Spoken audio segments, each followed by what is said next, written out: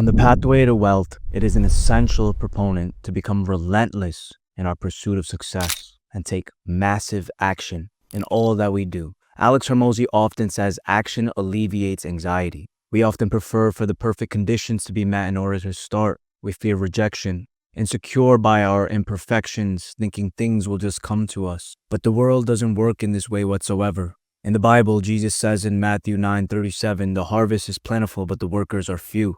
This represents the abundance of work that needs to be done, but acknowledges the shortage of laborers willing to go out and do the work. Bringing us to today's video, which from the title you can take a guess is about cold calling. What is cold calling for those who don't know? Cold calling is the practice of contacting potential customers or clients who have had no prior interaction or relationship with the caller. This audience is classified as cold because the audience hasn't given us permission to contact them, whatever form this may come in. Typically done over the phone, it involves reaching out to individuals or businesses to pitch products, services, or opportunities with the goal of generating interest, securing a meeting, or closing a sale. Since the recipients of cold calls are not expecting the call and may not have expressed prior interest, the process often requires skill in persuasion, overcoming objections, and quickly establishing rapport.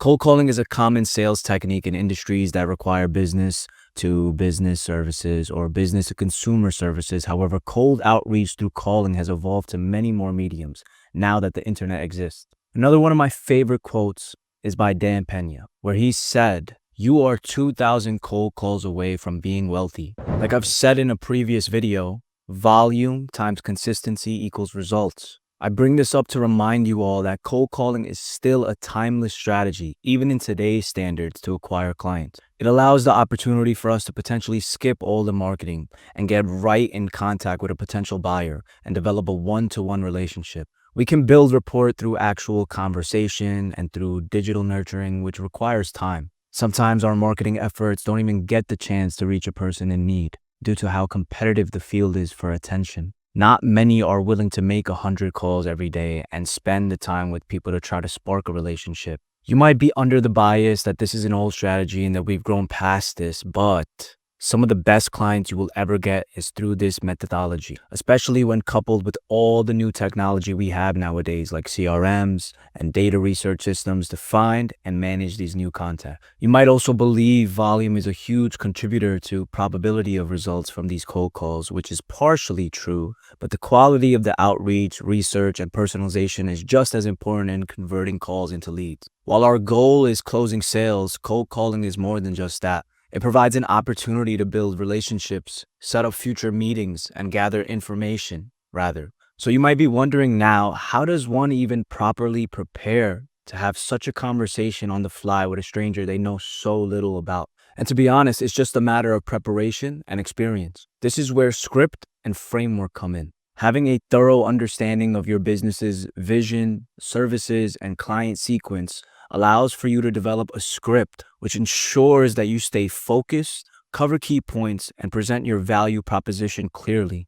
It prevents rambling and helps guide the conversation towards a specific goal, like setting a meeting or moving the prospect down the sales funnel. Through time and enough experience, one can develop a structured framework approach that is more organic, ultimately resulting in the conversation to be much more fluid, genuine, and wholesome, rather than surgically scripted. While a script provides structure, flexibility and framework is the key to being a sales expert. Improvisation allows you to adapt to the prospect's responses, ask relevant follow-up questions, and handle objections in a natural conversational manner. This developed mindset and perception of cold calling is what will allow one to yield the most out of the technique. Now, many have never done this before and it can seem intimidating. I know it felt that way for me the first time I did it. You start to make assumptions about how the person will treat and perceive you, if you'll remember particular things, or be ready to handle objections, and the whole experience becomes daunting. However, with the right mindset and preparation, all things we find difficult become rather simple when reframed.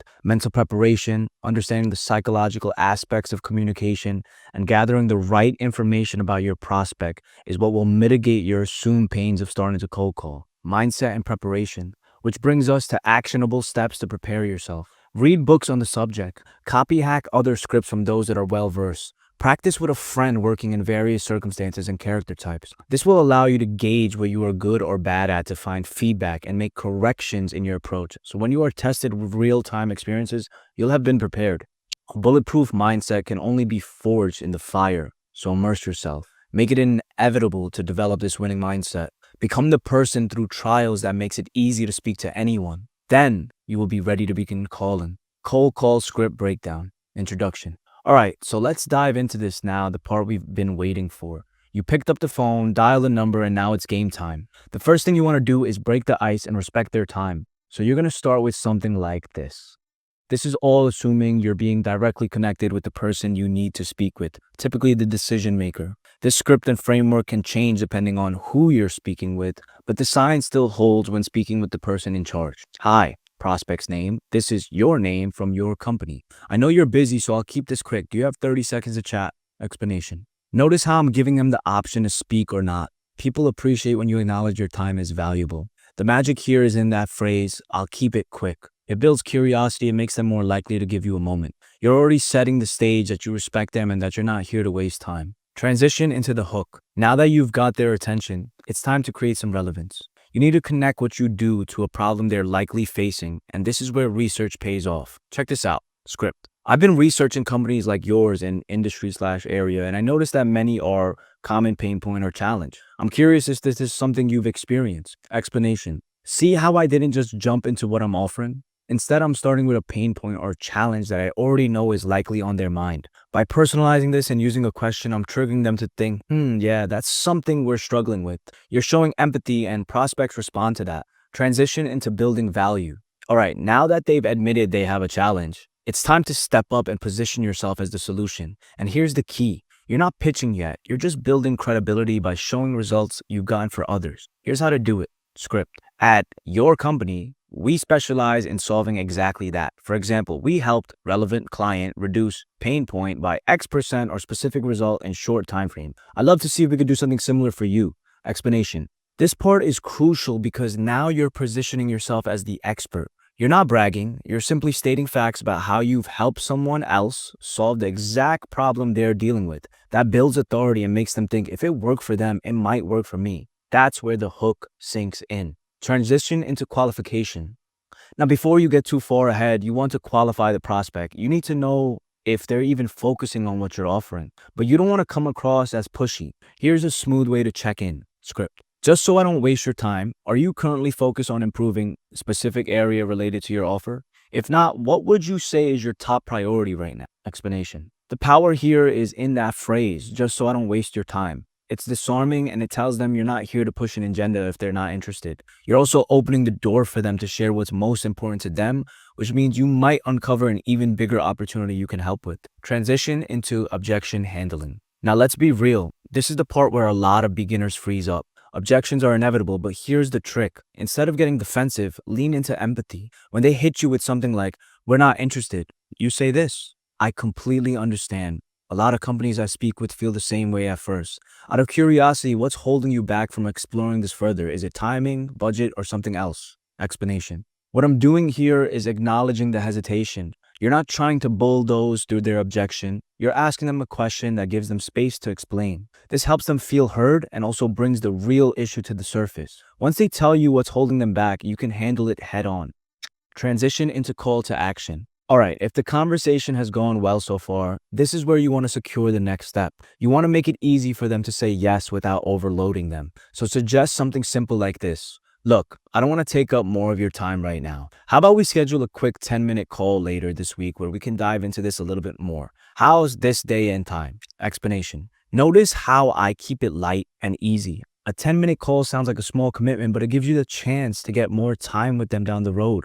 By suggesting a specific day and time, you make it harder for them to just brush it off. Transition into the close. Now, after they agree, you want to wrap things up confidently. You want them leaving the call feeling like they made the right choice to continue the conversation. Here's how you do it. Script. Perfect. I'll send over a calendar invite. If anything comes up before then, feel free to reach out. Thanks for your time today. Prospect's name. Really looking forward to our conversation. Explanation. Simple, right? By confirming the next steps and leaving the door open for communication, you're ending on a positive note. Using their name again personalizes it and leaves a lasting impression, and you've secured the follow-up. Wrap up. So there you have it. This script is built to cover almost every psychological aspect of cold calling, from curiosity, trust, and authority to handling objections and setting up the next steps. Whether you're a beginner or a pro, this approach will make your cold calls more effective. Just remember, the key is to stay calm, listen actively, and keep refining your approach with every call. Follow-up strategy. Introduction. Now that you've had the initial cold call, what happens next? A strong follow-up strategy can make or break your deal. You've already laid the foundation, so now it's about staying top of mind without being pushy. Here's how to do it. Step 1. Timing is everything. First things first, timing matters. A lot of people hesitate on follow-ups because they don't want to seem too eager, but here's the deal. The longer you wait, the colder the lead gets. You want to follow up within 24 to 48 hours after your initial contact. Your first message should sound something like this. Hi, prospect's name. I wanted to thank you for taking the time to chat with me the other day. I've been thinking about our conversation and I believe we can help you achieve mention specific result or goal from initial call. I'd love to discuss this further when you have a few minutes. Are you available for a quick chat on this specific day? Explanation. The goal here is to strike while the iron is still warm. By following up quickly, you stay relevant in their mind, and mentioning the specific result they're aiming for reinforces that you're thinking about their success, not just making a sale. You're also keeping it light with the request for another quick chat, which makes it easy for them to agree. Step 2. Provide value with every contact. Your follow-up shouldn't just be a, hey, did you get my message? Instead, every time you reach out, you need to provide value. Here's how you can do that in your second follow-up. Script. Hi, prospect's name. I came across an article, case study about this relevant topic or industry trend and thought of our conversation. I believe this ties directly into what we were discussing about their pain point. Let me know your thoughts, and if you'd like to chat more, we can set up a quick call. Explanation. What you're doing here is building reciprocity. You're giving them something, an insight, a resource, without asking for anything in return. This shows you're genuinely interested in helping them, not just closing a deal. It also reinforces your expertise, positioning you as a valuable resource. Step 3. Stay persistent without being too pushy. One of the biggest mistakes people make in follow-ups is they stop too soon. It can take 5 to 7 touches to get a response, so persistence is key. But there's a fine line. You don't want to come off as annoying. Here's how to strike that balance in your third follow-up. Script. Hi, prospect's name. I know things can get busy, so I just wanted to check in. I'm still confident that we can help you with specific pain point or goal. I'd love to find the time to reconnect and see if this is still a priority for you. No rush on my end. Just wanted to make sure you didn't miss my previous messages. This is about persistence, not pressure. By acknowledging they're busy, you're being empathetic to their situation, which lowers resistance. And by saying no rush on my end, you're signaling that you're not in a hurry to push them, but rather trying to help them when they're ready. This softens the follow-up while keeping you top of mind. Step 4. Create urgency without sounding desperate. Now, at some point, you'll need to create a sense of urgency. You want to move things forward, but it's all about how you frame it. A great way to do this is to offer something out of limited availability or a time-sensitive opportunity. Here's how to do it. Script. Hi, prospect's name. I wanted to reach out one more time before we close out this quarter. We're wrapping up a few client projects and have some availability next week for new engagements. If you're still interested in improving pain point or goal, I'd love to get you on the schedule while we have some open slots. Explanation. Notice how I'm creating urgency, but it's not about buy now or lose the deal. Instead, it's framed around limited availability. You're offering them the opportunity to act while there's space, but you're not making it feel like an ultimatum. This encourages action without feeling like pressure. Step 5. The last resort email, breakup email. If you followed up multiple times and still haven't heard back, it's time for the breakup email. This is a psychological tactic that works surprisingly well because it flips the script. Here's how you do it.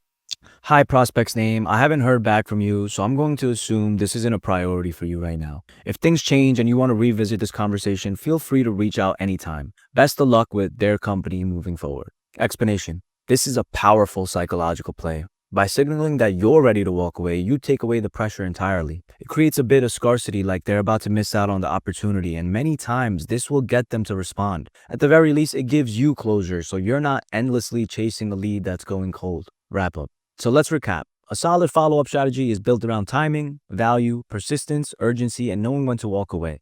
Each follow-up should move the conversation forward while respecting your prospect's time and needs. By following these steps, you're building relationships, not just sales, and that's what leads to long-term success, metrics, and improvements. Now, here's the most important part, tracking your progress. The reality is you're not going to be perfect at this from day one, but what sets great salespeople apart is their willingness to learn from every call and follow up. So how do you do that? Simple. Track your metrics. Tracking metrics. Start by tracking basic metrics like how many calls you make, how many people you speak to, how many meetings you schedule, and of course, how many deals you close. Look at your conversion rates at each stage. If you make 100 calls, speak to 30 people, and book 10 meetings, you've got a 10% meeting rate. That's your benchmark. From there, you can start identifying areas for improvement. Maybe you're getting conversations, but people aren't booking meetings. That means you need to focus on tightening up your hook or building more value early on. Or maybe you're scheduling meetings, but they aren't converting to sales. So you need to revisit your offer or closing tactics, improvement tactics. And here's the thing,